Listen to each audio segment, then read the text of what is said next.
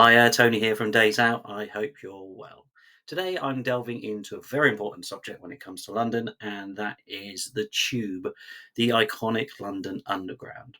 The chances are, if you are going to head to London, whether you're from the UK or abroad, you will inevitably have to use the Tube at some point. Now, this is can be good fun. I certainly like using the Tube when I was a kid. It was very exciting coming up as a young lad and going through down the escalators and on the train and all that sort of stuff. But if you are coming here for any period of time, the tube is by far the most effective way to get across London anywhere in the city. Buses are cheaper but not as effective. However, there is a whole host of unwritten rules and little tips and tricks that you will need to know when you are using the tube because it can be the difference between having a pretty pleasant journey and an unpleasant journey. So, today I'm going to tell you how to survive the London Underground. My first tip, which is going to sound completely counterintuitive, is check when to use the tube. One thing I found when I moved to London, first of all, is a lot of tube stops are ridiculously close. Say, for example, Embankment to Charing Cross, or you look at Leicester Square if you need to go to Piccadilly Circus, or Covent Garden. It's easier just to get out of Leicester Square rather than change onto the Piccadilly lines. The reason for this is one, it can actually be quicker to get from one place to the other without using the tube. Secondly, it could be more expensive if you don't realise that. And let's say you're having a wander around the West End, you get on at Piccadilly Circus, get off at Leicester Square. That's like I think it's £2.60, £2.70 that's going to cost you. So have a sense of the locations and the geography of places, and see if it makes more sense not to use the tube to save you a bit of time and a bit of cash. Talking about cash, the second point I have for you is clearly the tube is cashless. You can buy paper tickets, but I wouldn't necessarily bother with that. I also would not bother with an Oyster card because, very simply, a basic contactless bank card works exactly the same, or if you want to use your phone too. So, if you are going to use the tube, use a card or use your Apple Pay or Google Pay or whatever it is. That's going to make it a lot easier than faffing around with it, buying an Oyster card or trying to buy a paper ticket. In terms of accessing the tube, very simple. You use your card or your phone, tap it on the little yellow reader, and it should let you in no problem. At the other end, tap on the way out, and you'll get out the barriers. Very important that you do that because if you don't tap out, it can cause problems and increase the cost of things, and they can charge you more than you intended to pay. So make sure you always tap out. There are two main reasons to look out for when it comes to not tapping. First one is if the gates are open, then you may just not think about it and think get away with it. You can't. The other one is at certain stations, say for example Waterloo, if you get some of the tube lines like the Water and City, they don't have barriers, they'll just have a card reader at the side, similar to some train stations. So make sure you tap on that because you walk straight into the station then. The fare will then be deducted from your bank account within the next day or so. So nice and easy. Another good little point on the tube and indeed travel generally is the fares are capped. So you don't need to worry if you're going to do a lot of traveling around sort of zone one or two or whatever. You don't have to worry about buying a specific travel card for that day. You keep tap, tap, tap, and once you reach the cap, it will not charge you anymore. So no need to worry about a travel card. The London Underground system to the uninitiated can be quite overwhelming. Obviously, the map is a bit of a higgledy-piggledy sort of mess. It's better than it was, but it can still be a little bit confusing. Obviously, all the different names of the tube lines aren't particularly logical. There is also the issue of the colours and the different stops, and it's not to scale, so it can be really difficult to get your head around. Rather than getting just straight into it and trying it yourself, the Transport for London website has a fantastic plan your journey section where you can talk about where you're going from to where you want to go, and they will give you the most efficient route to do it. So check beforehand because otherwise there's a risk you're going to end up getting lost in the system or getting the wrong tube line and wasting a lot of time when you should have just used a different option. Don't forget to use that as well when it comes to planned engineering work and planned closures. This is especially the case during weekends and sometimes public holidays and that kind of stuff, because there's nothing worse than you planning a nice day out or booking tickets to somewhere and the tube line's closed. So if you're able to make sure that doesn't happen, you won't be having to scramble around to find very painful or long or unnecessary alternative routes to where you need to get to. The tube obviously has a complex interconnected weave of different stations and lines. So another thing you need to be aware of is interconnections.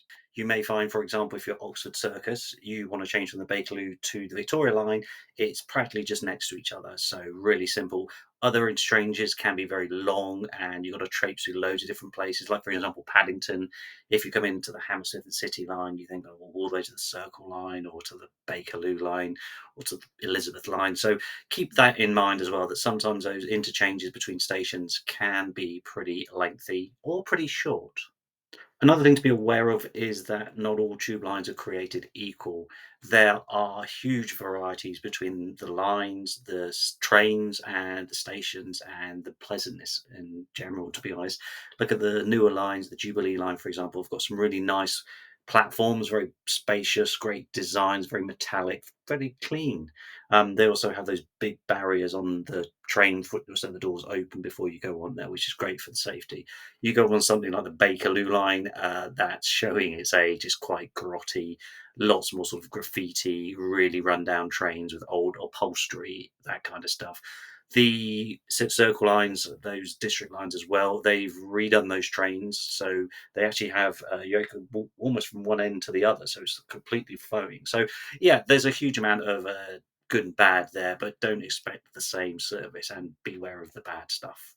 And sticking on the bad stuff, the sticky on the bad stuff, I should say, is that sometimes it is a really unpleasant experience getting the tube. Height of summer is a prime example. It's really hot. It's really sweaty. There's not always air conditioning. Some of the lines, you can pull the window down, but the noise and the fumes and all that. So, if you are going, certainly in the summer, that also applies at other times of the year. Don't expect it's going to be a lovely, fragrant experience. Another negative about the London Underground is that it is not the most accessible system. They have made huge progress. Some of the stations are step free, and they will tell you that. So keep an eye out for that if you have issues. But whether it's mobility or whether you've got a buggy or something, be aware that there are still plenty of steps because obviously it was designed 150 years ago for able-bodied people, and it is very much a question of trying to find those right stations. So if you do get off somewhere, there might be a big long flight of stairs that you can't get up. There may not be a lift or an elevator to use. So you may end up stuck in a rather awkward position. There are two times I would also suggest trying to avoid the tube if you can. First one's pretty obvious, it's rush hour. London rush hour maybe isn't as bad as it used to be, but it can still get pretty crowded, pretty pushy, and pretty overwhelming. They will also potentially close lines temporarily to ease the congestion.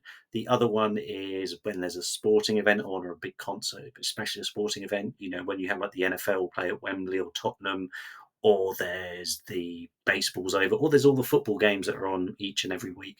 A lot of people come in from different parts of the region to the train stations. They'll then get on the tube, and that can be really busy. Certainly, if you're ending up on a tube line that is going to a football station, it can just be absolutely manic. So keep those time frames in mind, any big sporting event or rush hour, and if you can, don't bother getting the tube. And definitely don't do it with a ton of luggage because you're just going to be in for an absolute nightmare. I'm going to share my three R's for the tube, which is three rights. Okay, this one's a bit of a meme at this point because it's so cliche, but please do stand on the right of the escalators. The signs tell you to do it, stand on the right, because what happens is if you stand on the left, people then get blocked and they can't get through and they get annoyed because some people are very busy, they're trying to catch a train, they're trying to get to work or trying to get home or whatever it is. So, golden rule is stand on the right. Unlike this lady who actually conveniently stood in my way when I was filming. The second R, so the second right, is move right down the platform. I will actually let the TfL man explain this for me. It's going to be pretty difficult for all of you to board this next train in the centre here. Trains will be pretty crowded, so some of you make your way along to the end, one end or the other. You will find it easier, but a better chance of getting on the next service. This is especially a problem for tourists. They will walk straight onto the tube platform and just stand there where the entrance is, and it clogs up the whole thing.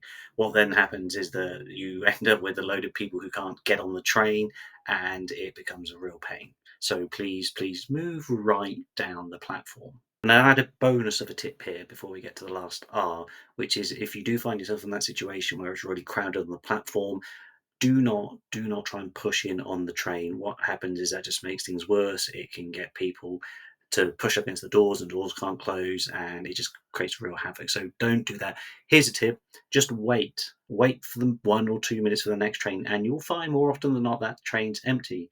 I'll show you what happened to us. It was pretty busy on that platform, and as you can see, the train rolls in, and obviously let everyone off the train first. But there was quite a lot of people getting onto the train, and you see it got pretty crowded. Option is we could have just squeezed on there, but instead the next train was 1 minute behind. So let's see what happened when that came along. Obviously, it is considerably less busy than the previous train, so no crowds, no need to push, no need to try and squeeze on anywhere just to shave 1 minute off your journey time. Which brings us to the third and final R, the third and final right, which is if you are on a slightly busy train or it looks like it's getting busy, move right inside the carriage. Don't all just clump around the doors because that's super annoying as well. Certainly, if you have people where there's prams or a wheelchair or something they need to get on, and there's just a throng of people at the door but nobody down the carriage. It really helps ease congestion if you can spread yourselves down the carriage. It's also a lot more pleasant than necessarily being hunked up like this with lots of people who may or may not have bodily odour. The issue of close proximity is also a factor when it comes to personal safety. The fact that you might be exposed to getting some pickpockets or someone rather unpleasantly doing something they shouldn't be doing to you is increased in that kind of scenario. The general rule is keep your wits about you, try and stay focused, keep everything in terms of your surroundings, and clock out anyone that's acting suspicious.